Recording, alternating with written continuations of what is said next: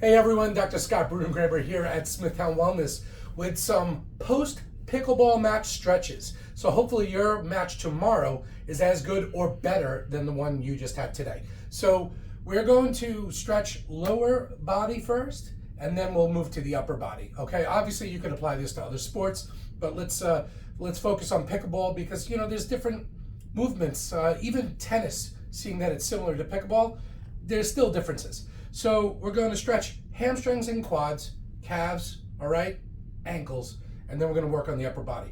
So get yourself a doorway, simple, no other tools needed. So we're going to come support ourselves, and we're going to step through the door jamb, and you'll notice my back leg is straight. So now I am just stretching. I feel it in my ankle, I feel it in my calf. Then the next stretch, you're going to hold that about 5 to 8 seconds. Then you're going to bend your knee.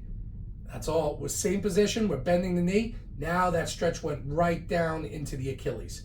Be careful. If you have a lot of pain, stop, contact your doctor, and go from there. So now you're going to just switch it to the other leg, and you're going to do the other side. Same thing, okay? So you just lean forward, straight back leg, okay? 8 seconds, and then we're going to bend the knee again. 8 seconds, and we got our Achilles. Now, we want to work on the front side of the legs. And we're just going to hold. We're going to support ourselves with the door, and we're going to grab that ankle, point that knee down to the ground, stretch. Imagine that you're driving your knee down to the ground, and you're just holding a nice, good quad stretch. Okay? You can sit there and do a little bit, and you can move your hip as well if you want to get different angles, and you'll notice you'll have different parts of the thigh. The further you go out, you'll feel one side of the thigh, and then the closer you come in, you'll feel the whole front of the thigh down into the kneecap, okay? Now, you're gonna repeat that again, and then we're gonna work on our upper body. So, stabilize, pick one side at a time, and you'll notice my elbow is behind the door jamb, and the elbow is either at or above the level of my shoulder for this first stretch. And what this is we're gonna stretch the pec and the upper part. So as the pec comes down into the sternum. So we step in, and I just stretch, and I feel it. And listen, as long as you keep that elbow above your shoulder, you won't risk damaging the shoulder joint, okay? And then you just lean in. You could even take your other leg, lean in again, and you're just stretching and you're holding that, and it feels great.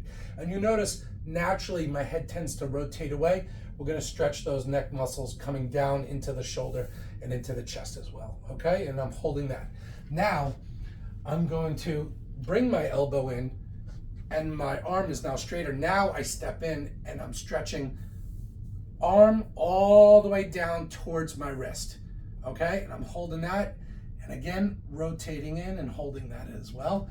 I could bring my fingertips. Be careful if you're a little unbalanced, don't attempt this one, but your fingertips are barely holding on, so that way you're getting a little bit more of the hand into the wrist stretch, all right?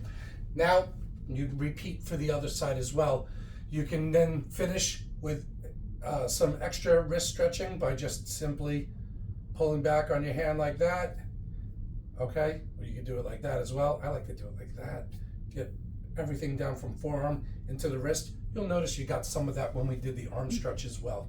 And then lastly, you're going to hold and just hold it. There you go. And get a nice stretch on the top of the wrist, forearm. That's it, simple stuff. Simple stuff. But you do this after your pickleball match.